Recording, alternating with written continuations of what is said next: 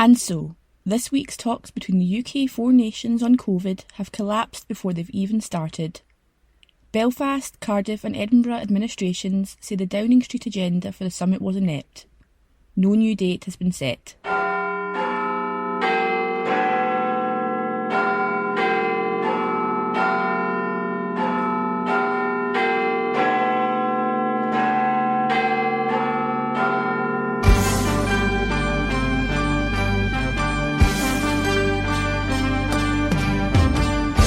J'accuse the Prime Minister. Catastrophic errors that cost lives to COVID. A programme for government and a pact with the SNP and the Greens. And Prince William reveals his happiest and saddest times are made in Scotland. From Caledonia Media, I'm Ashley Keenan-Bryce with Scotland's favourite political show, The Week in Holyrood. When even a disgraced figure like Dominic Cummings is willing to own up and apologise, isn't it time that the Prime Minister does the same? Yes. Mr. Speaker, I take full responsibility for everything that has happened. I've said before, and he will recall, both in this House and elsewhere, I am truly sorry for the suffering that the people of this country have experienced. Maten va, Viskama. Charles is away this week. In dramatic scenes in Westminster this week, Boris Johnson's former most senior aide Dominic Cummings apologised, saying when the public needed the UK government the most, it failed. The SNP's leader Ian Blackford called on the Prime Minister to take full responsibility. Mr. Speaker, 128,000 people have died of coronavirus in the United Kingdom. This morning, the Prime Minister's most senior former adviser, Dominic Cummings, apologised on behalf of the UK government. He said, when the public needed us most, we failed. We know that the Prime Minister made a series of catastrophic errors throughout the crisis. He went on holiday when he should have been leading efforts to tackle the pandemic. He was too slow to go into lockdown. He failed to secure our borders. He sent millions of people back to their offices prematurely. There is no doubt that these mistakes cost many thousands of lives. When even a disgraced figure like Dominic Cummings is willing to own up and apologise, isn't it time that the Prime Minister does the same? Yes. Mr. Speaker, I take full responsibility for everything that has happened. I've said before, and he will recall, both in this House and elsewhere, I am truly sorry for the suffering that the people of this country have experienced. But I maintain my point that the government acted throughout with the intention to save life and protect the NHS and in accordance with the best scientific advice. That's exactly what we did. Ian Blackford. Thank you, Mr. Speaker. The evidence we've heard this morning is extraordinary but sadly not surprising. It paints a familiar pattern of behaviour. A negligent Prime Minister more concerned with his own self-interest than the interests of the United Kingdom. When people were dying, the United Kingdom government was considering chickenpox parties and joking about injecting the Prime Minister with COVID live on TV. We had a circus act when we needed serious government. Isn't it the case that what the country needed leadership most, the Prime Minister was missing in action? Thousands have paid the ultimate price for his failure. When will the Prime Minister finally accept responsibility for the failures of his government? Mr. Speaker, as I've said repeatedly in this House, I take full responsibility for everything that the government did and will continue to do so. And one of the reasons we've set up an independent public inquiry is I believe the people of this country do deserve to have daylight shone on all the issues he raised. I must say I don't recognise the events that he describes, but I do think that we acted throughout with the intention of saving life, of protecting the NHS, and of taking the country through the worst pandemic for 100 years. And I think I think it's also true that we're in a much more fortunate position now, thanks to the efforts of the British people and the fastest vaccine rollout in Europe, and I'm grateful for that as well. Labour's UK leader Keir Starmer tackled the Prime Minister on allegations he dismissed COVID as it, quote, was only killing 80-year-olds, close quote. Mr. Speaker, this morning the Prime Minister's former closest adviser said, when the public needed us most, the government failed. Does the Prime Minister agree with that? Mr. Speaker, the handling of this pandemic has been one of the most difficult things this country has had to do for a very long time. And none of the decisions have been easy. To go into a lockdown is a traumatic thing for a country. To deal with a pandemic on this scale has been appallingly difficult, and we've at every stage tried to minimise loss of life, to save lives, to protect the NHS, and we have followed the best scientific advice that we can, Mr. Speaker. Mr. Speaker, can I remind the Prime Minister that 1 year ago, almost to the day, he described his former adviser as, in his words, in every respect, acting responsibly, legally and with integrity. This morning, that same adviser has said that senior ministers fell, his words, disastrously short of the standards that the public has a right to expect of its government, and that lives were lost as a result. Does the Prime Minister accept that central allegation and that his inaction led to needless deaths? No, Mr. Speaker, and of course all those matters will be reviewed in the course of the public inquiry that I have announced. I notice that he is fixated, as ever, on the rear-view mirror, Mr. Speaker, whilst we on this side of the House are getting on with our job of rolling out the vaccines, making sure that we protect the people of this country. And that, I think, has been the decisive development on which I think people are rightly focusing. And I can tell the House that in spite of the continuing concern that we have about the Indian variant, we are increasing our vaccination programme at such a rate that we can now ask everybody over 30 to come forward, Mr. Speaker, and get vaccinated. Mr. Speaker, it's no good the Prime Minister attacking me. It's his former chief adviser who's looking back and telling the world how useless the Prime Minister was in taking key decisions. His former adviser. One of the most serious points made this morning is that the Prime Minister failed to recognise the severity of this virus until it was too late, dismissing it as, quote from this morning, another scare story, like the swine flu. Does the Prime Minister recognise that account of his own behaviour? And if so, will he apologise for being so complacent about the threat that this virus posed? Mr. Speaker, I don't think anybody could credibly accuse this government of being complacent about the threat that this virus posed at any point. We have worked flat out, Mr. Speaker, to minimise loss of life, to protect the NHS, while they have flip-flopped, Mr. Speaker, from one position to another, backing curfew one day, opposing it the next, backing lockdowns one day, opposing it the next, calling for tougher border controls one day, then saying that quarantine is a blunt instrument the next. Mr. Speaker, we have got on with the job of protecting the people of this country from one of the worst pandemics in living memory, if not the worst in living memory. We have turned the corner, and it is no thanks, Mr. Speaker, to the loyal opposition opposite. Mr. Speaker, I can see that the evidence of his former adviser is really getting to the Prime Minister this morning in that response. Another incredibly serious statement from the Prime Minister's former adviser this morning concerns the conduct of the Health Secretary, including an allegation that the Health Secretary misled other ministers and officials on a number of occasions. Now, I don't expect the Prime Minister to respond to that, but can he confirm from this morning's evidence, can the Prime Minister, did the Cabinet Secretary advise him, the Prime Minister, that he, the Cabinet Secretary, had, quote, lost faith in the Health Secretary's honesty?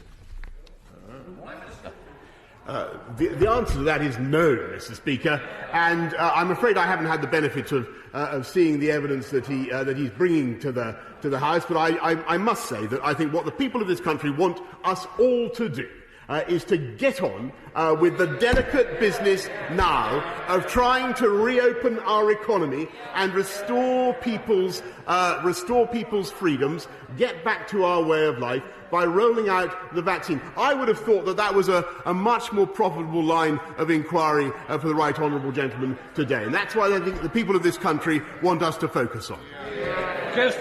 Speaker, the Prime Minister can't have it both ways. Either his former adviser is telling the truth, in which case the Prime Minister should answer the allegations, or the Prime Minister has to suggest that his former adviser is not telling the truth, which raises serious questions about the Prime Minister's judgment in appointing him in the first place. There's a pattern of behaviour here. There was clearly a lack of planning, poor decision-making and a lack of transparency, and a Prime Minister who was absent from the key decisions, including 5 early Cobra meetings, and who was, to quote his former adviser, 1,000% too obsessed with the media. But another central allegation briefed overnight is that the Prime Minister delayed the circuit break over the autumn half-term because, quote, COVID was only killing 80-year-olds. Can I remind the Prime Minister that over 83,000 people over 80 lost their lives to this virus, and that his decision to delay for 40 days from the sage guidance on the 21st of September until the 31st of October will be seen as one of the single biggest failings of the last year? Now having been told of the evidence, does the Prime Minister accept that he used the words "COVID was only killing 80-year-olds" or words to those effect? Prime Minister. Mr. Speaker, we saw what happened during the pandemic, and particularly he talks about the September lockdown and my approach to it, and the very, very difficult decision that the country faced. And of course, this will be a matter for the inquiry to go into. But we have an objective test, Mr. Speaker, in the sense that there was a circuit breaker of the kind he describes in Wales. It did not work, and I'm afraid, Mr. Speaker, I'm absolutely confident that we took the decisions in the best interests of the British people. When it comes to hindsight, Mr. Speaker, I could just remind the right honourable gentleman that he actually, he denied this at the time, and then had to correct it, but he voted to stay in the European Medicines Agency, Mr. Speaker, which would have made it impossible for us to do the vaccine rollout at the pace that we have. Mr. Speaker, it's not me giving evidence this morning, it's his former adviser. And I note the Prime Minister is careful not to refute these allegations. Mr. Speaker, what we're seeing today is the latest chapter of a story of confusion, chaos and deadly misjudgments from this government. From a Prime Minister governing by press release, not a plan. In the last 24 hours, we've seen the same mistakes made again, with the ridiculous way 1.7 million people in Bolton, Burnley, Bedford, Blackburn, Kirklees, Hounslow, Leicester and North Tyneside have been treated. In the light of the drip of these very serious allegations and the failure of the Prime Minister to provide even basic answers and continuing mistakes affecting millions of people, does the Prime Minister now recognise he must bring forward the timing of the public inquiry into COVID and that it should start this summer and as soon as possible? No, Mr. Speaker, as I've said before, I'm not going to concentrate valuable official time on that now, whilst we're still battling a pandemic. And I thought, actually, that was what the House had agreed on. And, Mr. Speaker, he continues to play these pointless political games whilst we get on with delivering on the people's priorities. Let's go into more detail then of a damning day of drama in Whitehall. Downing Street has issued a stiff denial of Dominic Cummings' allegations against the Prime Minister and the UK Government's Health Secretary Matt Hancock. Mr Cummings says Mr Hancock has lied and should have been sacked at least 15 times. The former aide and once close ally of Mr Johnson concludes the current incumbent of Number 10 is not fit for office. From Westminster, my colleague Gary Gibbon at Channel 4 News. It's a partnership that convulsed our politics on Brexit and then regrouped in office. Now shattered. Dominic Cummings today said the man he served in Number 10 for 16 months was unfit for the highest office.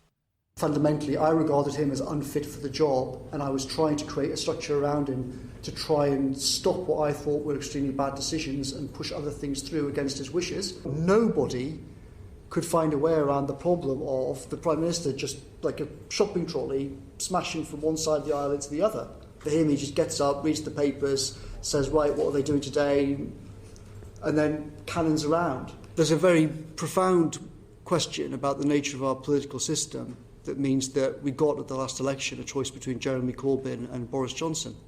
I think any system which ends up giving a choice between two people like that as the people to lead is obviously a system that's gone extremely, extremely badly wrong.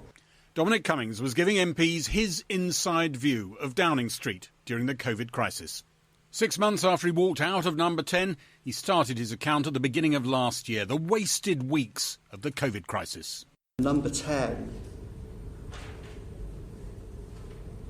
was not operating on a war footing in February on this in any way, shape or form. Lots of key people were literally skiing in the middle of February.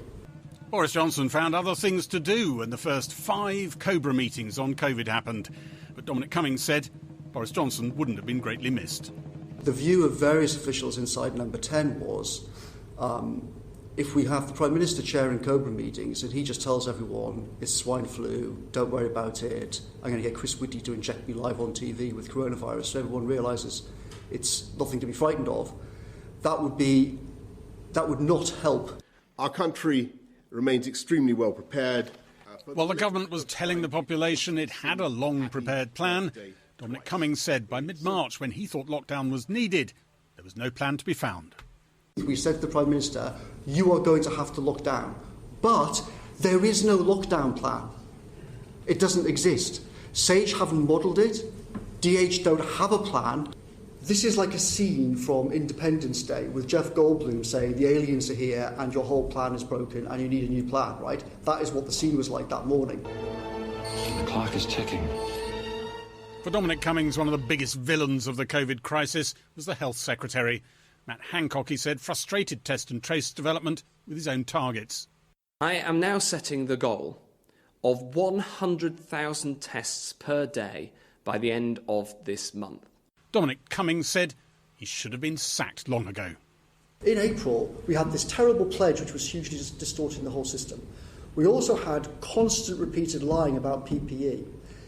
The Cabinet Secretary said to the Prime Minister in almost the first meeting when he came back, Prime Minister, the British system is not set up to deal with the Secretary of State who repeatedly lies in meetings. As Dominic Cummings' sprawling 7-hour evidence session carried on at one end of Parliament, at Prime Minister's questions, Boris Johnson had to deal with the ammunition his former aide had given the opposition. Did the Cabinet Secretary advise him, the Prime Minister, that he, the Cabinet Secretary, had, quote, lost faith in the Health Secretary's honesty? The answer to that is no, Mr. Speaker, and I'm afraid I haven't had the benefit of seeing the evidence that he's bringing to the House. Back down the corridor, Dominic Cummings hadn't finished attacking Matt Hancock's test targets. Hancock wanted to be able to go on TV and say, look at me, my 100k target. It was criminal, disgraceful behaviour that caused serious harm. He said the Health Secretary misled colleagues about testing patients before they moved to care homes, and the government then misled the nation. Now, all the government rhetoric was, we put a shield around care homes and blah, blah, blah. It was complete nonsense. Quite the opposite of putting a shield around them. We sent people with COVID back to the care homes. Thank you. That's extraordinary. Mr. Speaker, I don't think anybody could credibly accuse this government of being complacent about the threat that this virus posed. But as his words echoed, that's exactly what his former aide was accusing him of. Dominic Cummings said the Prime Minister fiercely opposed a second lockdown and bitterly regretted the first one. There's a great misunderstanding people have that because it nearly killed him, therefore he must have taken it seriously. But in fact, after the first lockdown, his view was he was cross with me and for others into what he regarded as basically pushing him into the first lockdown. His argument after that happened was, literally, quote, I should have been the mayor of Jaws and kept the beaches open. That's what he said on many, many occasions. We have to close the beaches. Number 10 will be hoping that Dominic Cummings is still so hurt by his own image problems and his notorious lockdown trip to Barnard Castle that his words carry little weight. Mr Cummings said the trip north was prompted by serious threats to him and his family, which he'd not been able to talk about when he originally defended the trip. I made just a terrible, terrible, terrible mistake, which I'm extremely sorry about. What I should have done, in retrospect, is I should have called my wife and said, listen, you and our boy are going to have to get out of London again. I'm going to have to just explain the truth about this whole thing. Zach Cummings! He admitted what he'd denied at the time, that his actions had undermined government lockdown messaging. And he accepted his responsibility for wider government policy failures, which he said had caused thousands of preventable deaths. When the public needed us most, the government failed. And I'd like to say to all the families of those who died unnecessarily how sorry I am for the mistakes that were made and for my own mistakes at that. He'd trashed the reputation of a man he helped to propel into number 10. He portrayed Boris Johnson as glib, unworthy of his office, at the mercy of newspapers and vocal Tory MPs, and a fiancée who weighed in unconstitutionally on government jobs and distracted the Prime Minister at critical moments with petty matters. He said it would be better for everyone if he himself now disappeared from the public scene. Downing Street would love nothing more. Gary Gibbon with that report from Channel 4 News. You're listening to The Week in Holyrood. I'm Ashley Keenan-Bryce.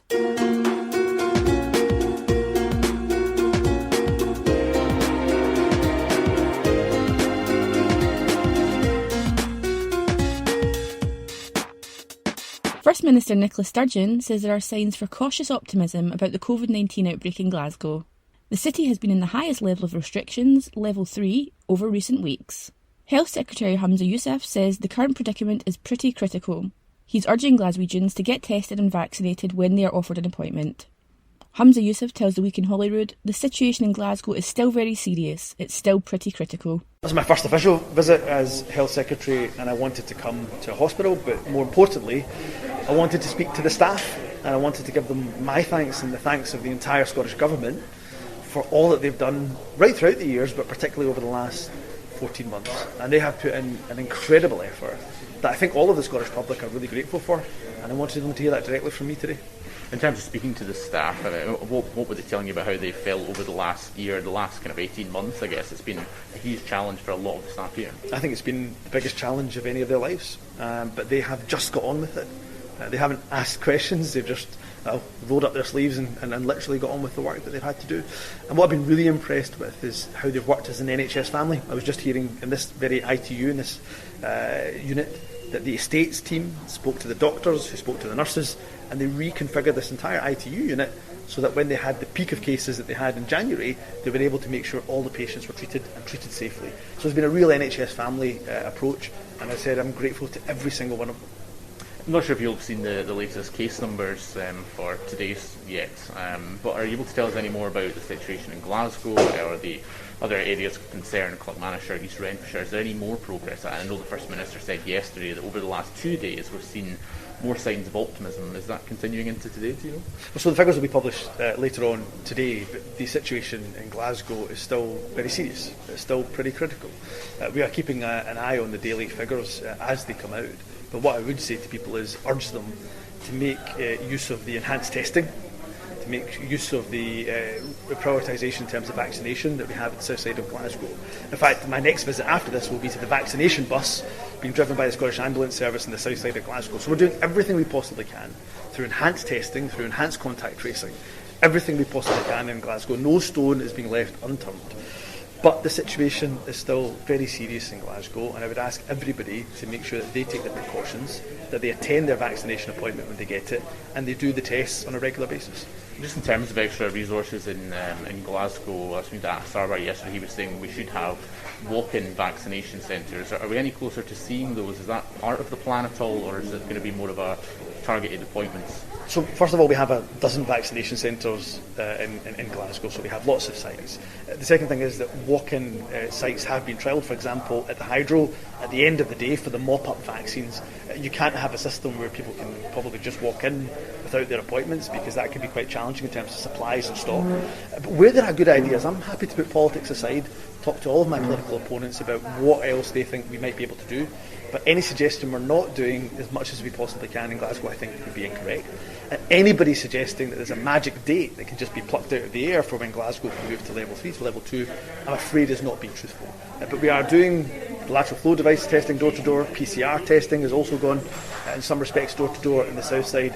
We have those vaccination centres. We have mobile units. So we're doing everything we possibly can in Glasgow City. And just in terms, not asking for the magic date, but in terms of when we'd find out what the situation is in Glasgow, is it going to be a case of another kind of Friday announcement for the next Monday, or for the Monday after that? Is that when we sort of know what the situation is? So we tend to leave it towards the end of the week, which I know can be tricky for businesses. I absolutely accept that.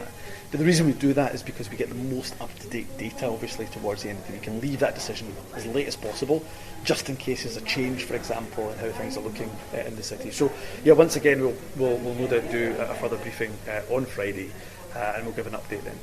Just a couple of other ones. First of all, not sure we've seen it, a BMA Scotland report today saying that 9 in 10 GPs have reported to them that they or their staff have experienced verbal or physical abuse in the past month alone. I mean, how concerned are you by that news, and what can we do to make staff feel safer? Well, simply unacceptable. When I turn up to my work, I don't expect to be verbally abused, I don't expect to be physically abused, and I would expect zero tolerance towards that.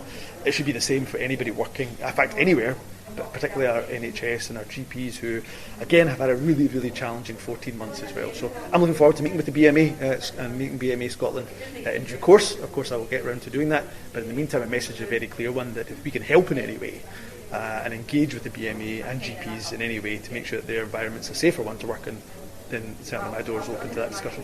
And just finally, I know you won't have seen much of it because it's been going on while you've been in here, but Dominic Cummings is giving evidence to the Westminster Committee. He's pretty much driving the boot into the government, the UK government's response in the very early days of the pandemic in February. Basically, is summing up as he's saying, they didn't take it seriously enough at all. The Prime Minister was comparing it to swine flu that would go away soon, and that's obviously not transpired. I mean, how concerned are you to hear that?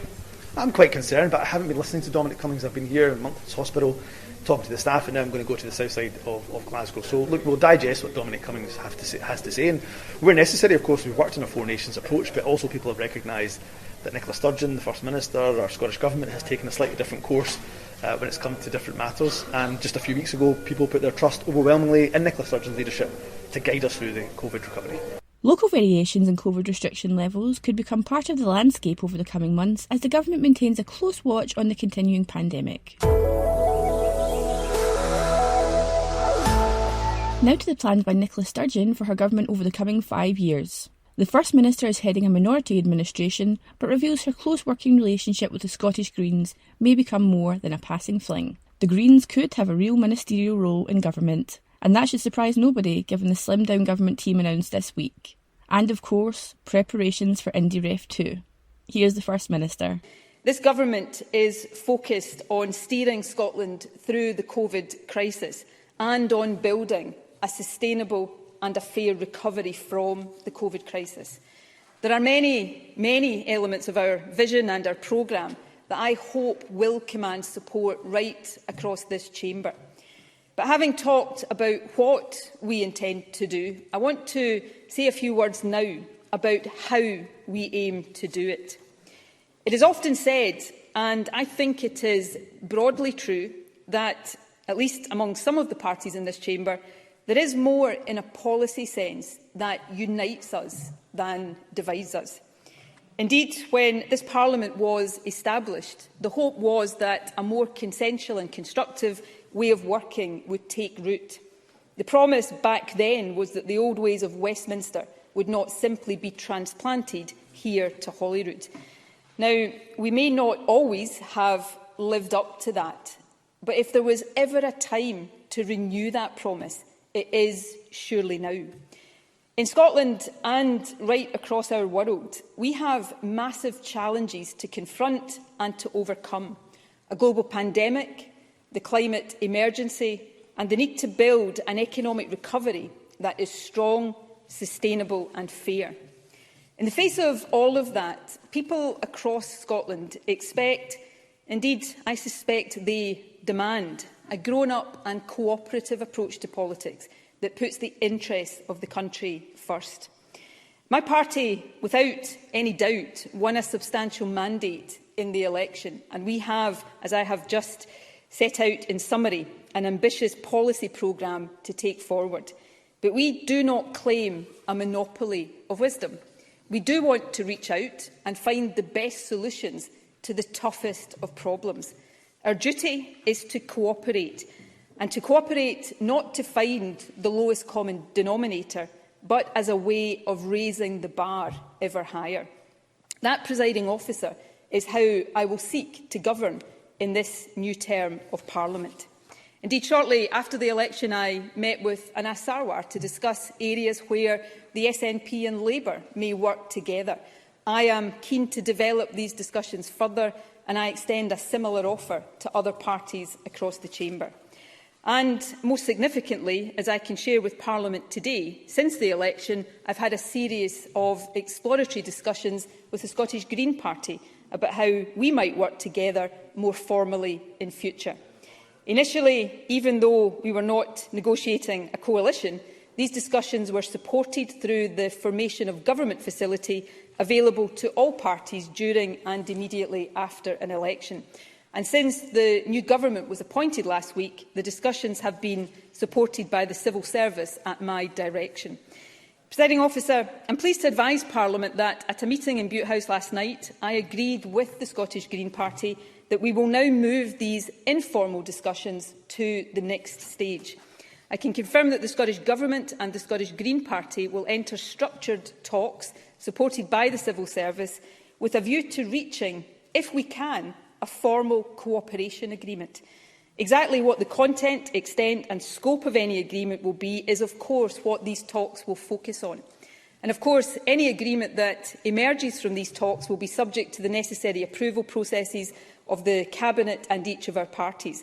But what we hope to achieve is potentially groundbreaking. In the coming weeks, we will seek to agree specific policy areas in which we would formally cooperate, and within each identify the shared objectives and policy initiatives we would be agreeing to work together on. I'm confident these policy areas will include the climate emergency and how we can accelerate our progress to net zero. But we're keen to identify other issues too, and not just where we already have a similar outlook, but also where cooperation will be more challenging for both of us. We'll also seek to agree a model of joint working within government to support progress in the areas of cooperation. This could include formal processes of consultation and, in our agreed areas of cooperation, the involvement of the Green Party in Scottish Government policy development and delivery. It would also include details of any reciprocal support the Greens would give to aspects of the Government's legislative policy and budgetary programmes.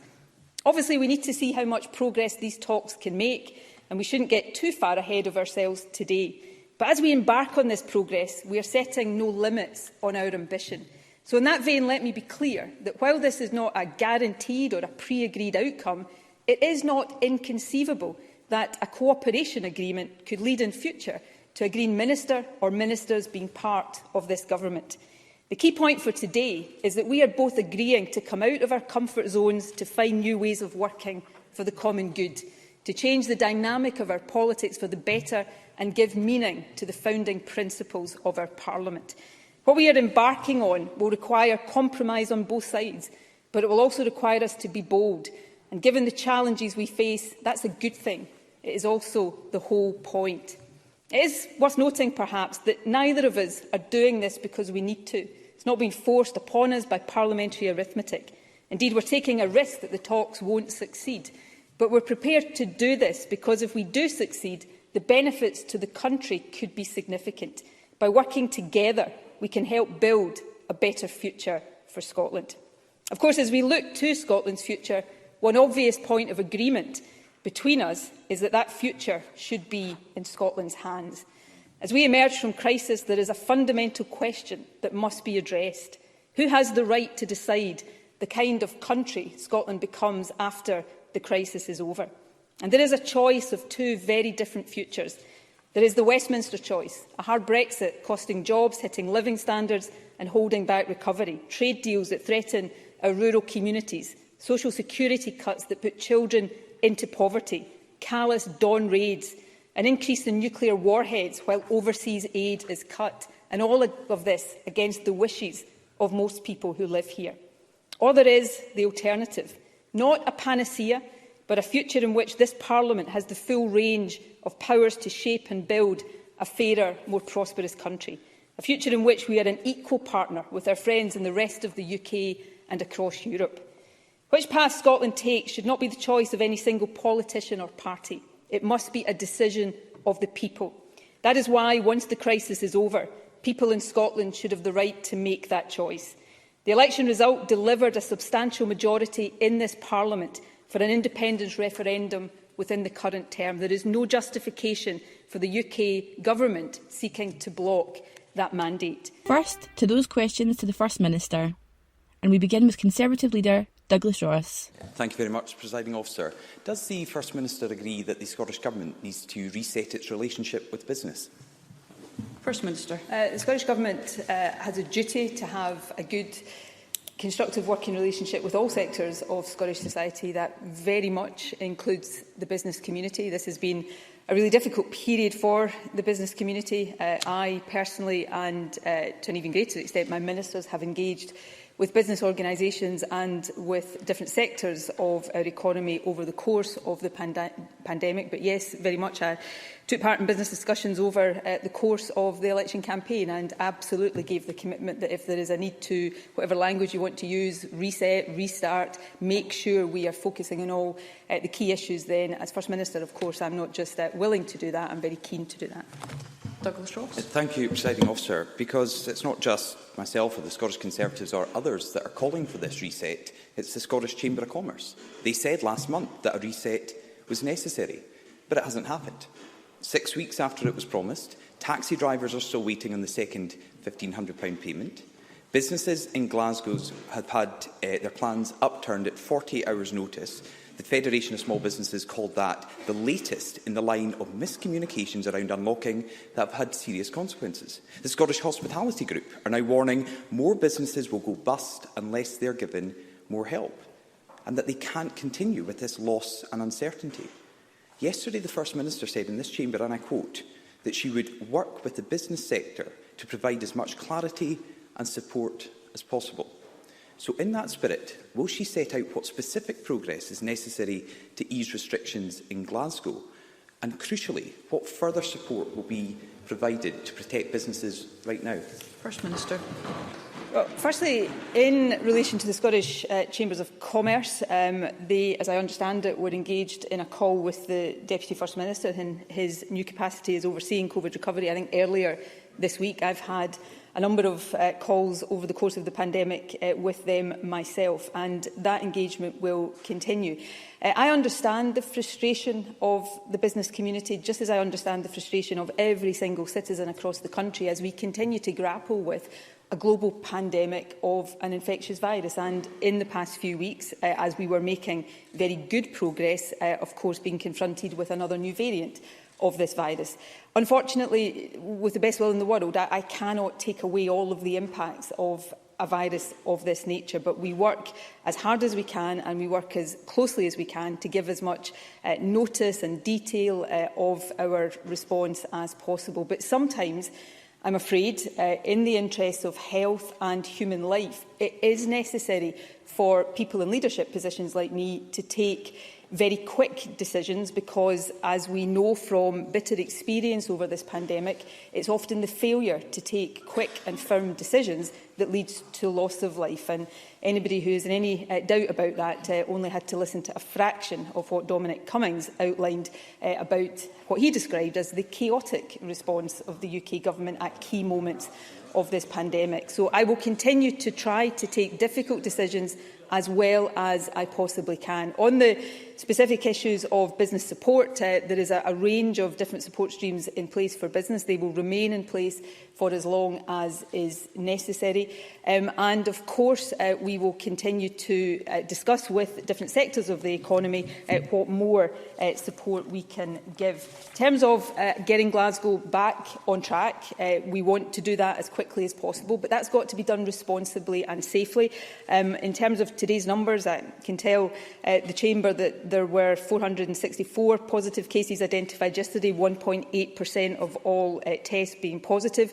We see a reduction in hospital cases today and a small reduction in ICU cases. So there are reasons to be optimistic there, but we've got to continue in the interest of business and in the interest of everybody to take careful and cautious decisions to get the whole country back to normality.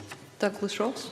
The First Minister answered a question about restrictions in Glasgow and more support for businesses affected there by referencing Dominic Cummings. I'm sure there will be plenty of time from your backbencher scripted questions to answer about Dominic Cummings. I want to focus what is happening in Scotland's largest city and the impact that is having on businesses in our communities. Because Glasgow has been under COVID restrictions now for 269 days. 269 days where businesses have been struggling to survive. The Chief Executive of Glasgow Chamber of Commerce, Stuart Patrick, said yesterday that funding grants fall far short.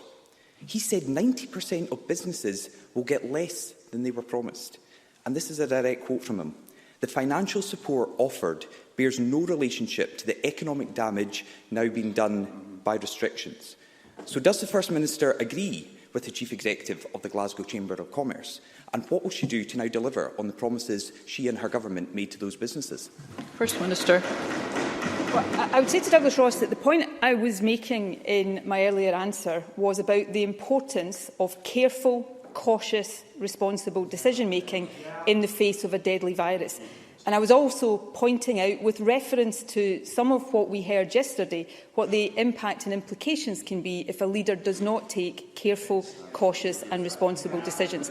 And I think most people across the country understand the seriousness of the point that I am making. Why is that relevant and not deflective? Because we are still in the face of this pandemic, and it remains important that we take those careful decisions. To Douglas Ross, I know how long the City of Glasgow has been under restrictions because, unlike him, I am a resident of the City of Glasgow. So these restrictions apply to me just as they apply to others. I know how difficult it is for residents and businesses across Glasgow, but I also know how dangerous it would be if we eased restrictions too quickly and allowed a new variant of this virus that we know is spreading perhaps even more quickly than the variant at the start of the year to take a grip again. That's why there are the public health interventions underway across Glasgow right now, surge testing, accelerated vaccination. I said earlier in the week we see cautious signs for optimism that that is working, and we will continue to monitor that very carefully. And yes, we will continue to discuss with businesses how in the face of this difficult situation we support them to the best of our ability and to the best of the resources we have at our disposal. But however frustrating I know it is for business, the worst thing somebody in my position could do for businesses and for individuals is to act in a way that allowed this virus to take over again, because that would lead to more businesses being closed and it would lead to more lives being lost. So we need to continue to steer a careful course through this, and difficult though I know this is for everyone, that is what I will seek to do. Douglas Ross.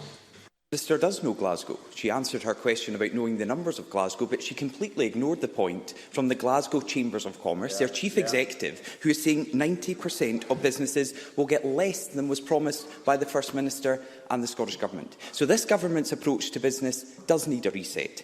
But more than that, it needs a complete overhaul. Businesses don't see anyone around the Scottish Government table who's fighting their corner. Even one of the First Minister's own economic advisers has said that her government is anti-business. One of the First Minister's own advisers. But instead of business people who understand how to create jobs, it's the Greens who might get a seat around the First Minister's table. A Green party that doesn't even believe in economic growth, a Green party that ignores business unless they want to celebrate at a high-end bar in George Street, and a Green party that wants to risk the entire oil and gas industry and the tens of thousands of jobs it supports. This SNP government does need to reset its relationship with business. Does the First Minister honestly believe a coalition with the Greens is the way to do that? First Minister.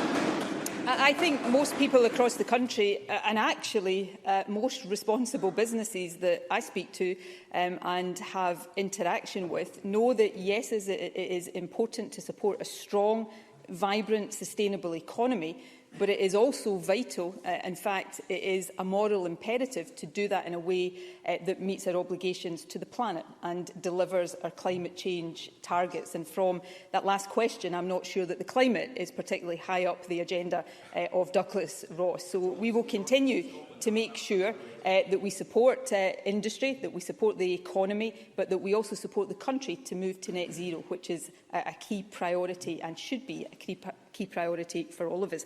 In terms of the questions about the Glasgow business community, the Glasgow Chambers of Commerce, I believe Stuart Patrick himself was on a call with the Deputy First Minister and the Finance and Economy Secretary on Tuesday of this week. I'm sure the issues that have been raised, I would expect and assume the issues that have been raised here today were raised on that call, and the Scottish Government will be taking them seriously and working with the business community to address them. That's how we operate as a government. We are always looking for ways in which we can improve engagement and responsiveness, and we will continue to do that. But I come back to the central point here, Presiding Officer. This country, like much of the world right now, is in the grip of a global pandemic. It has taken too many lives already, and it has the capacity and potential, if we don't get the decisions right, to take more lives in future. This is very difficult for everybody, businesses and individuals. My responsibility, and I'm not complaining about this, it's what I'm elected to do, my responsibility is to try to take those difficult decisions in the best way possible to get the country through this as safely as possible. And that's a responsibility I will continue to treat with the utmost seriousness. Now to Labour leader Anna Sarwar. Presiding Officer, in November 2019, I shared damning evidence from senior clinicians that contaminated water at the Queen Elizabeth University Hospital had led to the death of at least one child cancer patient and that their family had not been informed.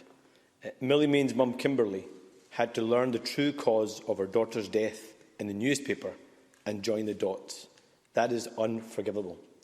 The evidence I shared back then warned that there may have been a second child and that their parents too may not know the truth. A case note review in March confirmed over 30 infections in children and 2 children's deaths due to waterborne infections. The First Minister promised then that all the families affected would be told within weeks, but this morning it has been confirmed that one family has not been informed, and it is feared that this is the family of the second child who tragically died.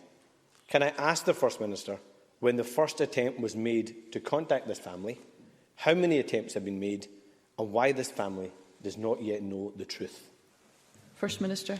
Well, can I firstly yet again take the opportunity to extend my deepest sympathies to the families of patients who died, and indeed to everyone who was affected as a result of the issues at the Queen Elizabeth Hospital.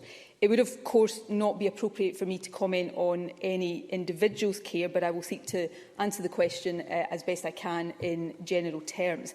The expert panel has provided individual reports to the families of patients included in the case note review and offered to discuss individual findings with them.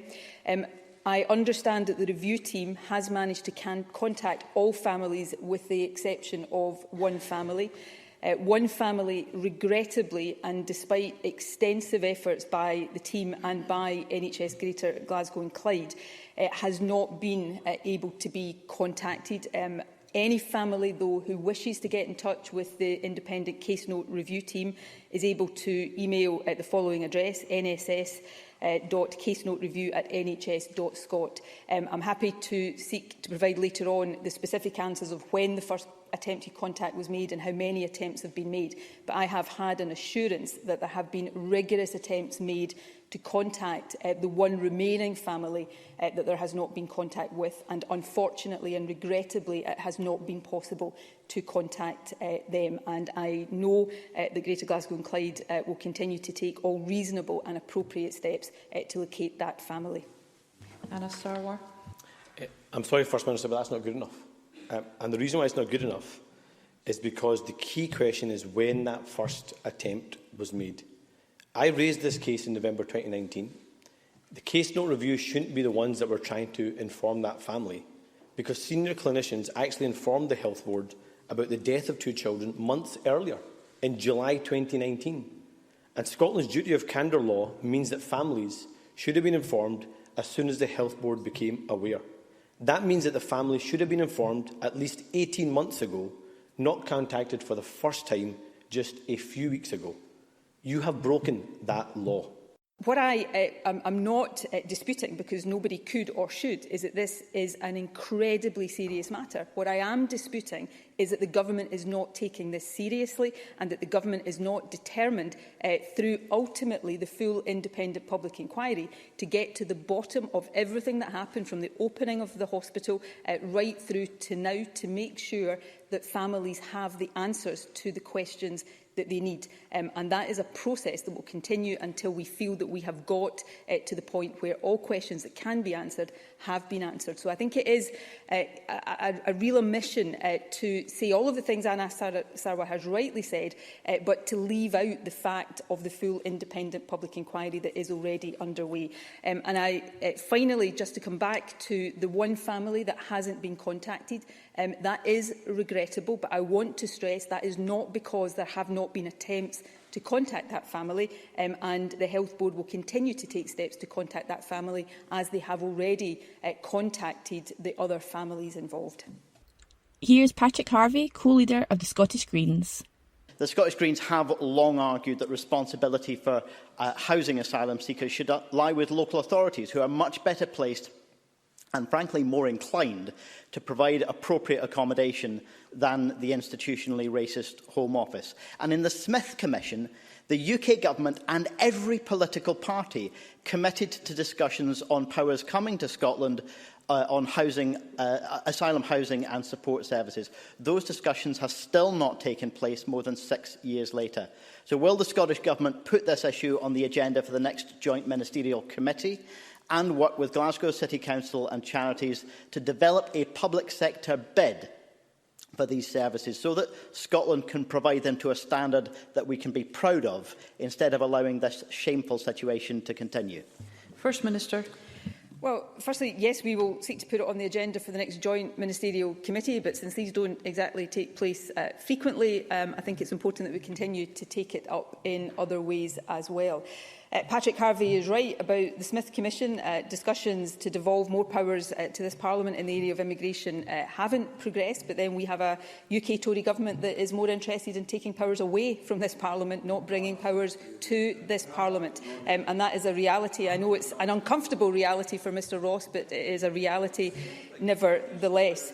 I'm sorry if it wasn't Mr Ross that shouted rubbish, if it was one of his colleagues. But anyway, it is a fact that this UK government seems more interested in taking powers away.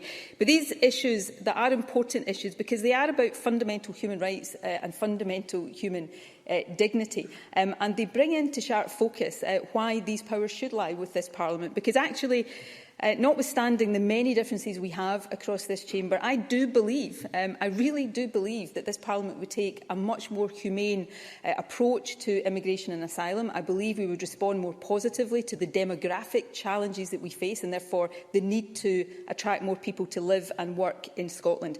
So it's a good example of why we need to see these powers lie with this Parliament, and the sooner, as with so many other things, we can get these powers out of the hands of a Tory Westminster government, the better for everyone. You're listening to The Week in Holyrood.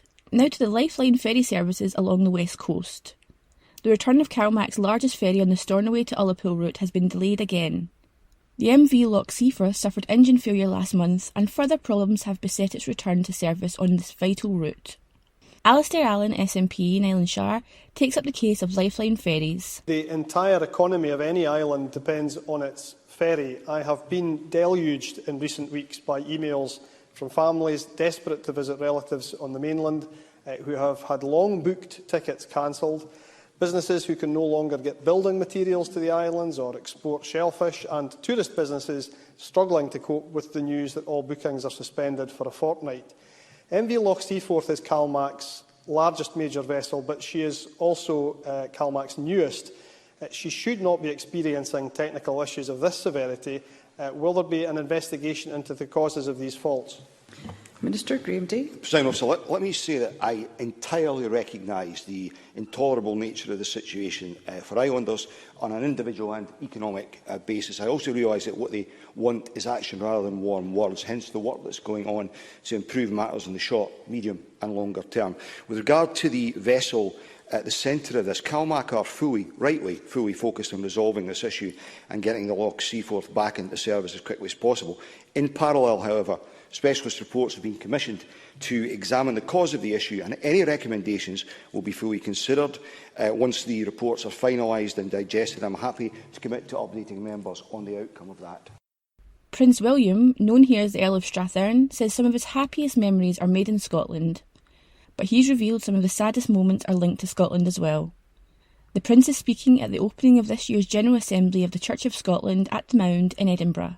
Scotland is incredibly important to me and will always have a special place in my heart.